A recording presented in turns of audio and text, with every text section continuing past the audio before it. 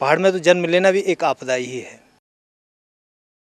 आज हिमालय तुम ते भट्याणु, आज हिमालय तुम ते भट्याणु, आवा आवा हो मेरा लाल, आवा आवा हो मेरा लाल।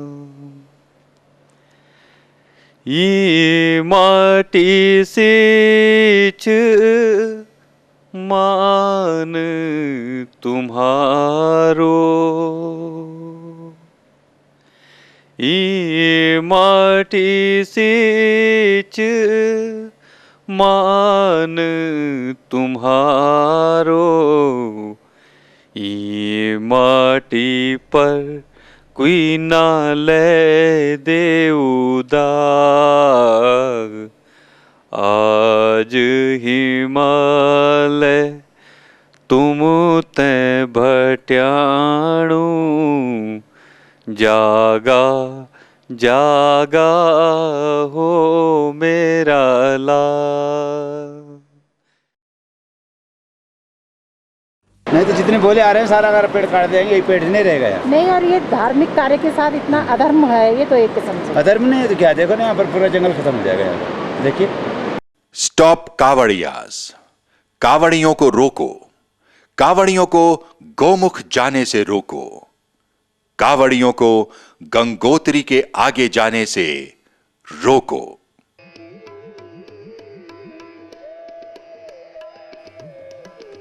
हिमालय के अत्यंत संवेदनशील क्षेत्र में हो रही इन मानव जनित आपदाओं के लिए क्या हम अर्थात मानव जाति दोषी नहीं है? यदि हां, तो इन प्रवृत्तियों को हतोत्साहित किया ही जाना चाहिए। सवाल केवल कावड़ियों का नहीं है, बल्कि अनियंत्रित मानव प्रवास को गंगोत्री गौमुख क्षेत्र में प्रवेश से वंचित किया जाना समय की मांग व पर्वतवासियों की एक सादर अपील भी है। क्या सरकारें इस पारिस्थितिक तंत्र को बचाने हेतु सक्रिय होंगी? कांवड़ियों को किसी भी हालत में जब तक इसका आश्वासन न हो कि जगह जगह वो कैसे शौच से निवृत्ति करेंगे, जगह जैसे कैसे कहा ऐसे ईंधन के संदर्भों में मिलेंगे, तब तक उनको उस स्थल तक जाना, और ख़ासकर जब आपका आग्रह हो कि एक ही बिंदु से आपको पानी लेना है, तो आप सोचिए कि एक ही बिंदु में आप कितना व्यवधान पैदा कर रहे हैं। तो मेरे हिसाब से कांवड़ियों की संख्या पे कम से कम प्रतिबंध और व्यवहार पे प्रतिबंध लगना चाहिए।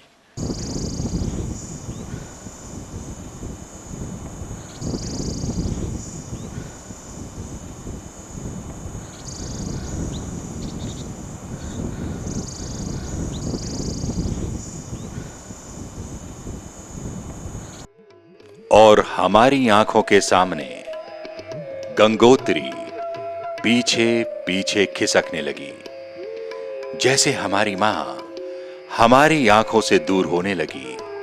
मां अर्थात पतित पावनी गंगा मैया। पर्वत जल, ऊर्जा और जैविक विविधता के एक स्रोत हैं। इसके अलावा वे खनिजों, वन उत्पादों और कृषि उत्पादों जैसे प्रमुख संसाधनों और मनोरंजन के प्रमुख स्रोत भी हैं।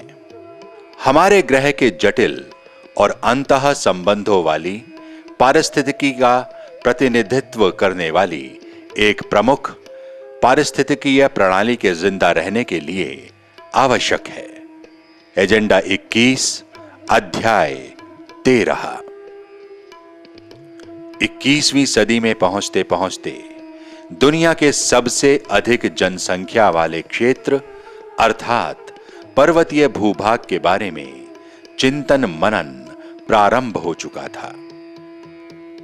अंतरराष्ट्रीय स्तर पर इसकी शुरुआत संयुक्त राष्ट्र संघ के पर्यावरण और विकास के रियो 1992 के सम्मेलन में हो चुकी थी। इस हेतु दुनिया के सतत विकास के एजेंडा 21 में अध्याय 13 को स्वीकार किया गया। Managing fragile ecosystems sustainable mountain development, अर्थात संवेदनशील सहज भंगुर पारिस्थितिकीय प्रणालियों का प्रबंध या सतत स्थायी पर्वतीय विकास, जिसे चैप्टर 13 या अध्याय 13 कहा जाता है। ये पर्वतीय विकास के मुद्दों पर एक अंतरराष्ट्रीय सहमति बनाने का प्रयास था। प्रस्तुत वृत्तचित्र हिमालयी राज्यों में से एक, जिसे उत्तरांचल के नाम से जाना जाता है, उसकी पड़ताल संवेदनशील सहज भंगुर पारिस्थितिक परिस्थितियों को जानने समझने का एक प्रयास है।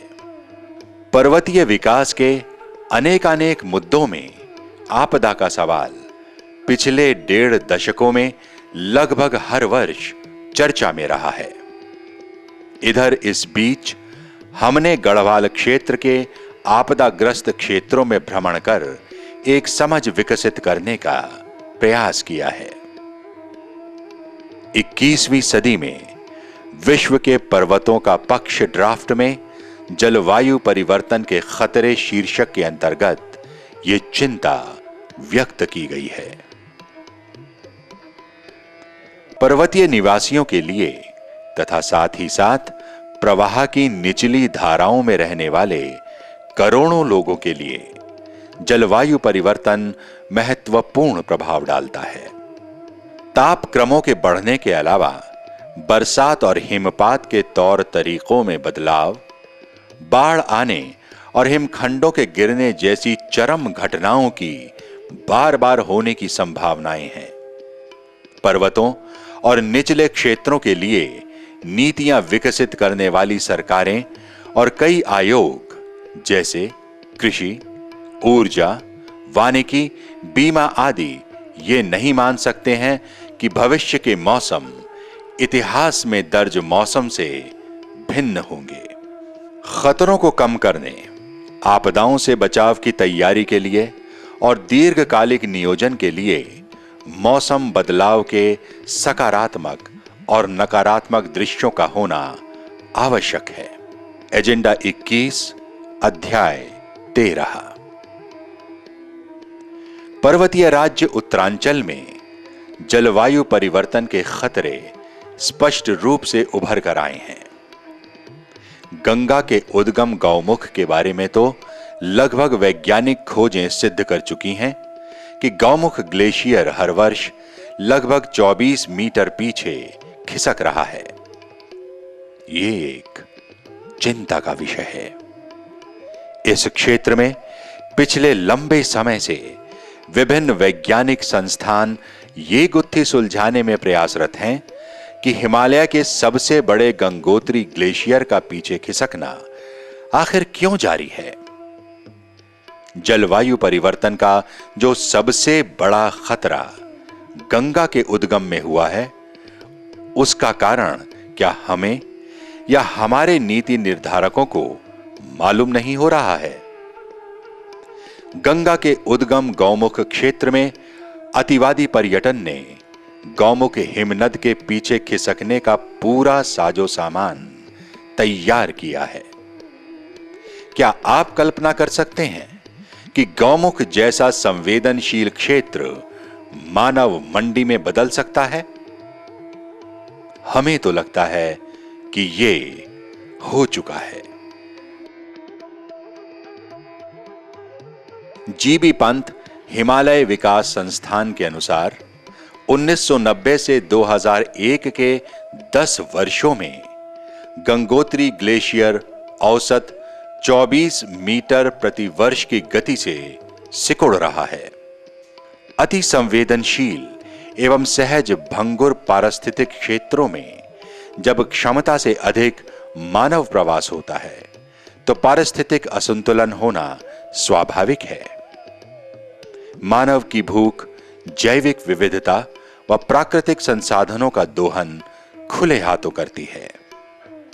गौमुख क्षेत्र में भोज वन को नष्ट कर भोज वृक्षों व अन्य जैव संपदा को लुप्त प्रायः जैव संपदा में बदल देती है। जलवायु परिवर्तन के इन खतरों को बढ़ावा देने में दृढ़ राजनैतिक एवं नीतिगत इच्छा शक्ति की कमी साफ झलकती है। गंगोत्री से आगे गौमुख जैसे अति संवेदनशील क्षेत्र में कावड़ियों की हर वर्ष बढ़ती भीड़ को रोका जाना चाहिए। साथ ही सीमित संतुलित मानव प्रवास हेतु गंगोत्री में चेक पोस्ट लगाने की आवश्यकता शिद्दत से महसूस की जा रही है। दूसरी ओर भोजवासा, तपोवन, चीड़वासा आदि प्रवास स्थलों में स्थापित व भीड़ को प्रोत्साहित करने वाली स्थापनाओं को इस पारिस्थितिक क्षेत्र से हटाए जाने की आवश्यकता महसूस की जाती है। आखिर ये स्थापनाएं सरकार की किस संरक्षणवादी नीति के तहत स्थापित की गई हैं? इसका जवाब तो जनता को दिया ही जाना चाहिए। आपदाएं अचानक नहीं आती हैं। आपदाओं के लिए हम यानी कि मानव परिस्थितियां पैदा करते हैं। विशेषकर पर्वतीय क्षेत्रों में आपदाएं अनेक रूपों में यदाकदा यहां वहां प्रकट होती रही हैं। प्रमुख पर्वतीय चिंतक प्रोफेसर वीरेंद्र पैन्यूली आपदाओं के अनेक रूपों का जिक्र कर कहते हैं कि आपदा पर्वतीय क्षेत्रों में अब पर्यायवाची शब्द बन चुका है। कि हम स्थानीय इतिहास को जानने की कोशिश नहीं करते हैं। अब देख लीजिए, मान लीजिए कहीं पे कोई सड़क बनी, सड़क पे मलबा हटाया गया। अब जो 50 साल के बाद जो पीढ़ी आएगी वो नीचे मलबे के साथ इस इतिहास को नहीं देखेगी कभी सड़क टूटी थी और तब ये मलबा था। उस स्थल पे एक अपना काम इस वजह से आसानी से शुरू करेगी कि इसके नीचे कोई पत्थर नहीं है, कुछ नहीं है, काम करने के लिए बहुत अच्छी जगह है। पर यदि उसको इतिहास मालूम होता तो उसे मालूम चलता कि इस ज़मीन की कोई ठोस जड़ नहीं है, तो धीरे धीरे क्या करेगा, उसी चीज़ पे जो कि मलबा के रूप में आया है उस पे जो है वो अपना आवास बना देगा। आप देखते हैं कि मलबों के ऊपर जो पेड़ भी उग जाते हैं, ये सब। तो हम एक भ्रम के दौर में हम गुजरते हैं। हम अनुभव करते हैं कि यहाँ पे जंगल भी है, ये भी है, परंतु ये नहीं सोचते कि इसके नीचे कोई ठोस आधार नहीं है।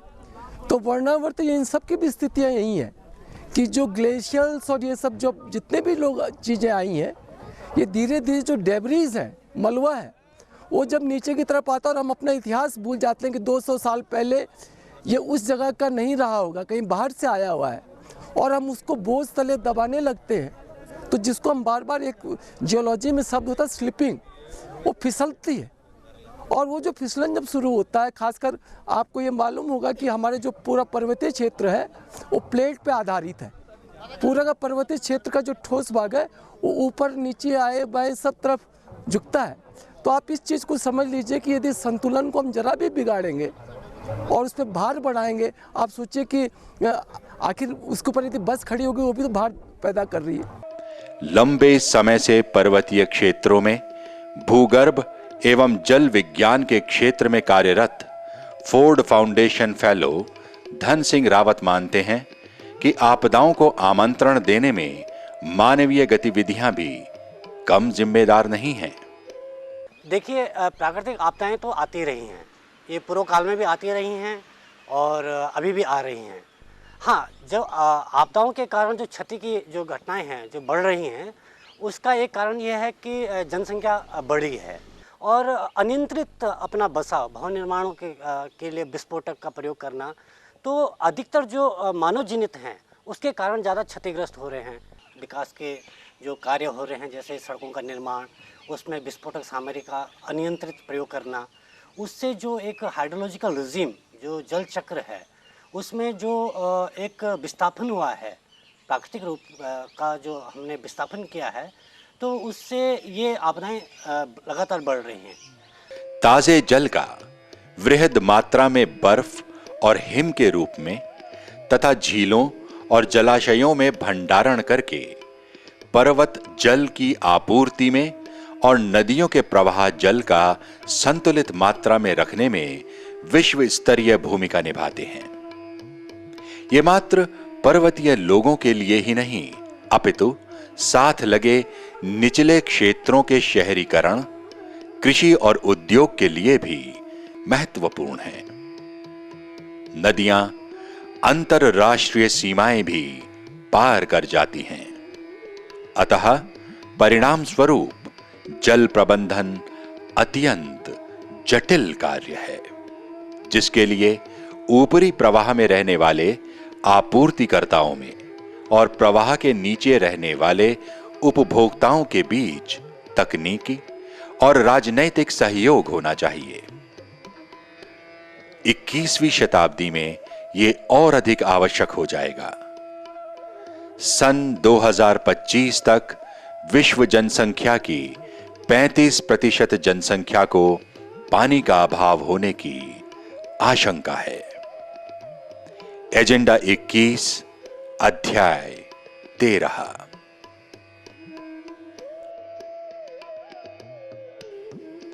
पारिस्थितिक रूप से उत्तरकाशी की भागीरथी घाटी आपदाओं के इतिहास से सबसे संवेदनशील घाटी मानी जाती रही है। 70 के दशक में भागीरथी घाटी में आई बाढ़ से प्राकृतिक रूप से खूबसूरत घाटी में काफी तबाही मची थी, जिसमें सड़कों, पुलों सहित जनधन की व्यापक क्षति हुई थी। वर्तमान में इस घाटी पर अनेक जल विद्युत परियोजनाएं प्रस्तावित हैं। कई परियोजनाएं पूर्ण हो चुकी हैं और कई अन्य परियोजनाओं पर कार्य चल रहा है। जलवायु परिवर्तन का असर भागीरथी नदी पर भी देखने को मिला है। लिहाजा मनेरी जल विद्युत परियोजना की टरबाइनें कई बार कम पानी की वजह से बंद कर दी जाती रही हैं। यहां मनेरी के जलाशय में गाद भरने की समस्या भी सामने आई है। हमारे भ्रमण के दौरान हमने मनेरी जलाशय से गाद हटाने के प्रयासों को भी देखा है।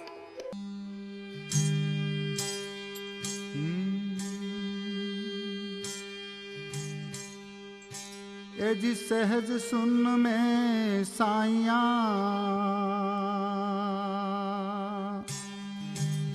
और ताका वार न पार।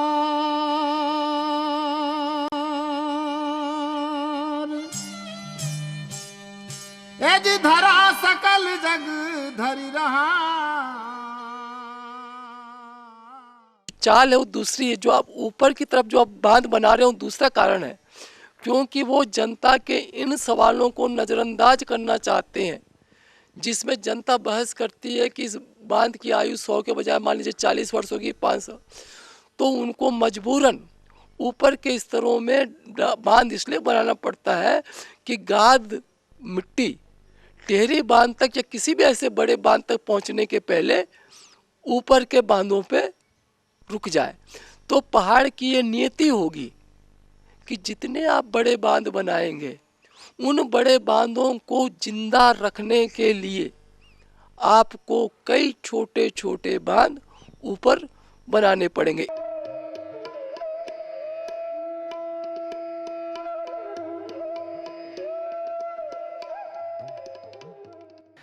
रड़दा झड़दा पड़दा पाखों की, रड़दा झड़दा पड़दा पाखों की, सुनी जा गाथा जरा देखी जा तू हाल। आज हिमालय तुम ते भट्याणु, जागा जागा हो मेरा लाल, आवा आवा हो मेरा लाल।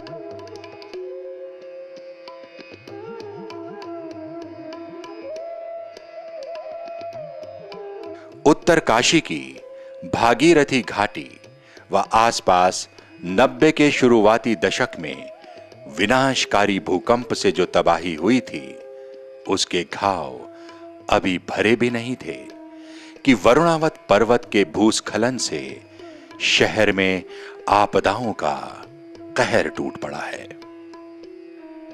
स्थानीय निवासियों की अमूल्य संपदा मलबे के ढेर में बदल चुकी है। इससे उत्तरकाशी के लोग सहम से गए हैं। अपनी रोजी रोटी से हाथ धोए लोग जहां मायूस हैं, वहीं कई लोग अपना मानसिक संतुलन खो बैठे हैं। गोदड़ी काखड़ी झाड़, वो गोदड़ी काखड़ी झा फेर भी पाछ ताणो, अब देख दिए रावा। दरअसल आपदाएं अचानक आ जाती हैं। वे हमें आपदाओं के प्रति सावधान तो करती हैं, लेकिन समय रहते हम इनसे निपटने हेतु कहीं ना कहीं टाल बराई करते हैं और यही लापरवाही हमें असहाय स्थिति में ला खड़ा करती है।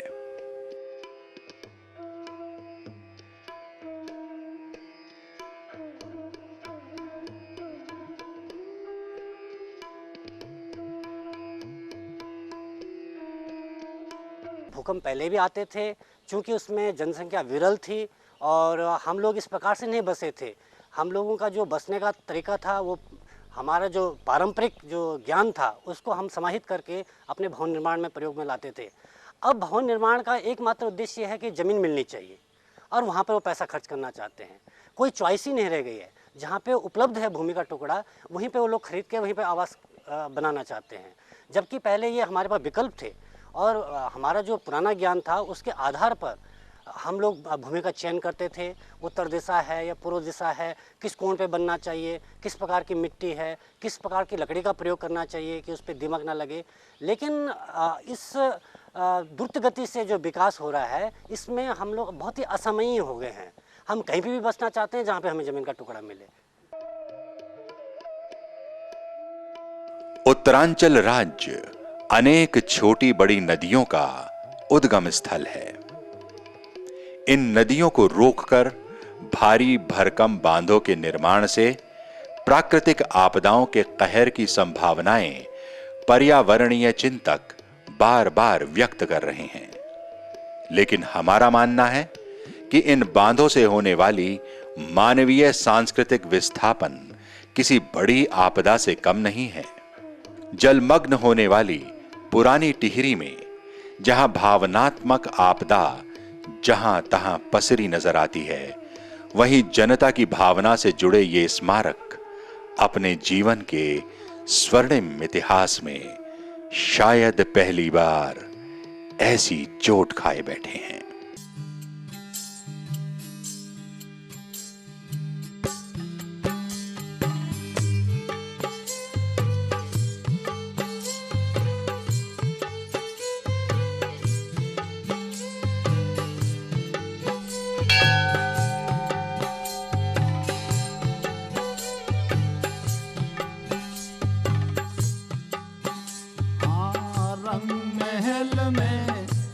शहर में आधार हंसाबाई निर्गुण राजा पे सिरगुण से बिछाई, हो सिरगुण से बिछाई।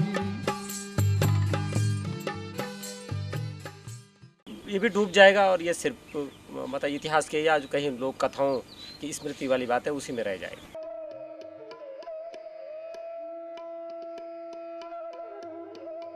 पहाड़ू चोड़ी की परदेसी हुए क्या, पहाड़ू छोड़ी की परदेसी हुए गया, कुड़ियों पर झिलारी मकड़ियों को राज, आज हिमालय तुम तै बट्याणू आवा आवा हो मेरा लाल। पर्वतीय जन अब ज्यादा से ज्यादा आधुनिक दुनिया से जुड़ रहे हैं। उन्हें अपने बराबर विकास के लिए आवश्यक अपनी सांस्कृतिक पहचान और आत्मविश्वास को बनाए रखने के लिए कई चुनौतियों का सामना करना पड़ रहा है। इनको केवल भीतर से ही मदद किए जाने की आवश्यकता नहीं है, बल्कि पर्वतों के बाहर से भी, विशेषकर शहरी केंद्रों और सरकारों से भी मदद दिए जाने की आवश्यकता है। एजेंडा 21 अध्याय 13। आपदाओं का एक और स्वरूप है बादल फटना या पनगोला फटना। यह एक ऐसी प्रक्रिया है जिस पर मानव का कोई नियंत्रण नहीं है। उत्तरांचल में ऐसी अनेक घाटियां हैं जहां पनगोला फूटने की छोटी बड़ी घटनाएं हर वर्ष होती रही हैं। इनमें मालपा व ऊखीमठ क्षेत्र प्रमुख हैं। ऊखीमठ के भ्रमण पर हमें आज भी सहायता को तरसते लोगों का सामना करना पड़ा। मरने की जनसंख्या अनुसूचित जाति की है। इसमें प्रधानों ने रिपोर्ट किया यहाँ बारिश हो रही है, हमें कुछ सहायता मिलेगा। लोग इधर उधर से आए, तभी वहाँ परिवार समाप्त हो गए। बरसात में वहाँ कोई भी नहीं रहते। वन भूमि में ऊपर उनके अपने लिए कच्चे शेड बना रखे, वहाँ जाते हैं। आने जाने की परेशानी होती है, यहाँ राशन की असुविधा होती है कि जब बरसात में यहाँ परेशानी आती है। सरकार ने आश्वासन किया था कि वन भूमि पे इनको 1-1, 2-2 नाली जमीन दी जाएगी और जिन्हों को चाहे सामान्य वर्ग को किसी को भी वो नहीं मिला। फिर वहीं रहेंगे, इधर उधर अपने समय काट रहे हैं लोग। दरअसल पर्वतीय क्षेत्रों में आपदाओं का यहां की भौगोलिक परिस्थिति तथा जनजीवन के साथ चोली दामन का साथ है। पर्वतीय समाज इन आपदाओं के साथ बार बार सामंजस्य स्थापित करता रहा है। चाहे भूकंप हो, बाढ़ हो, भूस्खलन हो, बादल फटने की घटनाएं हो, मौसमी बीमारियां या जलवायु परिवर्तन के खतरे, आखिर इसमें पर्वतीय जनजीवन ही अस्त व्यस्त हुआ है।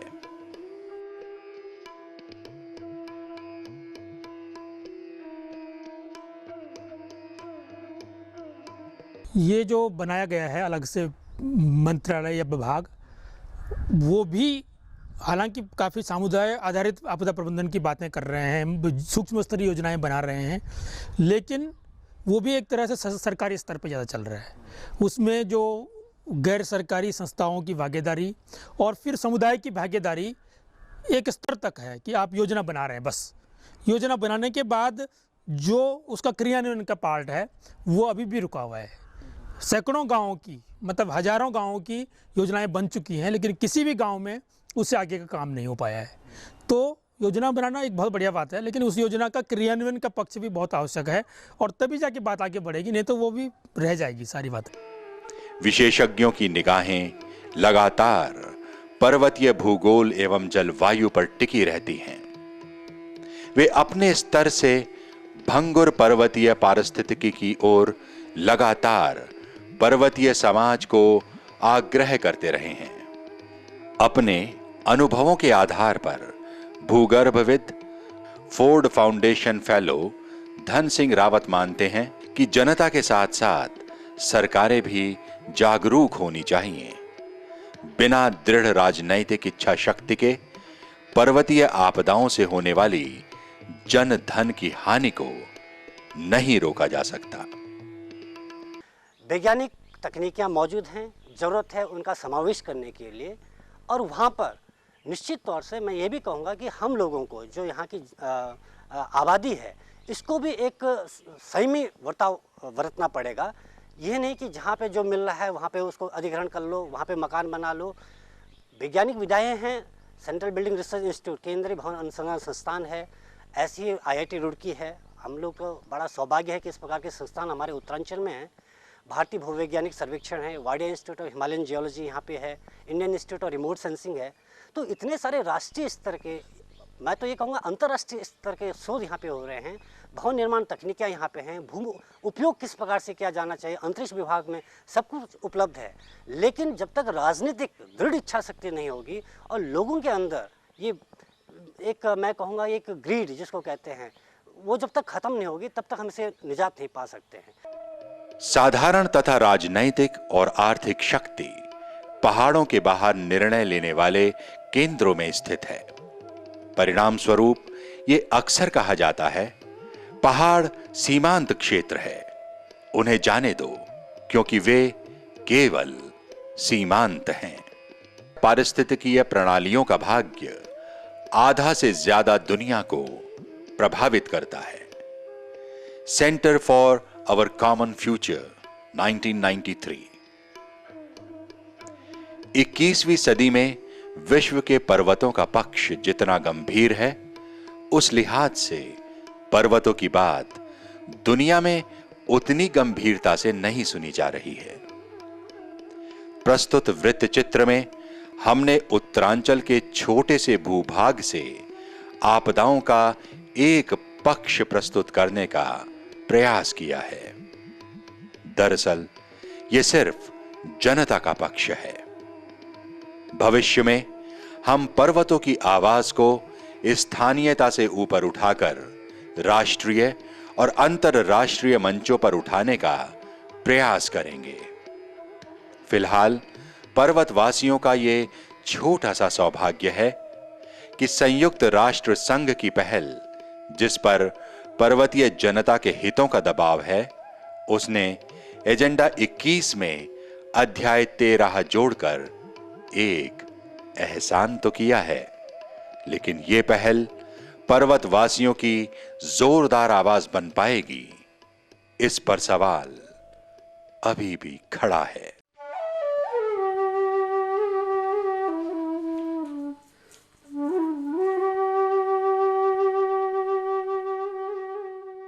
उस पहाड़ को ही विस्थापित कर दो, उस पहाड़ को ही वहाँ, यदि वो पहाड़ आपकी आंख की किरकिरी हो गया है तो उस पहाड़ को ही वहां से,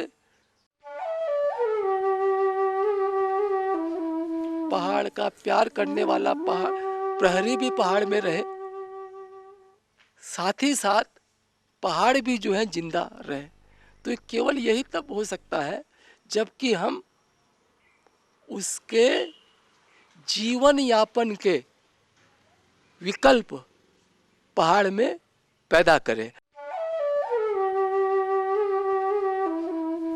एक बंठा पानी लेने के लिए हम घंटों रहते हैं, वहाँ हमारी आवाज़ को इतना कम कर दिया गया है कि पहाड़ का 5 स्टार होटल वाला अपना टैंकर लेकर के पहाड़ के अकेले स्रोत में जाकर के पानी भरता रहता है और 6 घंटे तक 8 घंटे तक अपना टैंकर भरता है और फिर 5 स्टार पे ले जाता है। और जो बगल में जो औरत जो बंठा लेकर कलसा लेके आ रही है, उसके मन में इतनी हिम्मत नहीं है कहने की कि हमारी भी पारी है, मुझको भी आप भरने दो। हिंद की सरहदों में जागते हैं हम, अधिकार जीने का मांगते हैं, लांग न पाए दासता की दहलीज हम, यों रोज नित तुंग शैल शिखरों को लांगते हैं। बांधते हम पेट उस हिमालय में आज, जहाँ जटा पर सबसे पहले प्रियंकर शंकर जटा गंगा को बांधते हैं। देखें क्या घुमावदार घेरों में, देखें क्या घुमावदार घेरों में, लगता प्रकृति के बहुत कम सही रास्ते हैं। हम अधिकार जीने का मांगते हैं, हम अधिकार जीने का मांगते हैं। बाँचे थे वेद ऋषियों ने कभी जहाँ, वहाँ हम दूर छिटके लाम जाते भाइयों की चिट्ठियाँ बाजते हैं। हम अधिकार जीने का मांगते हैं।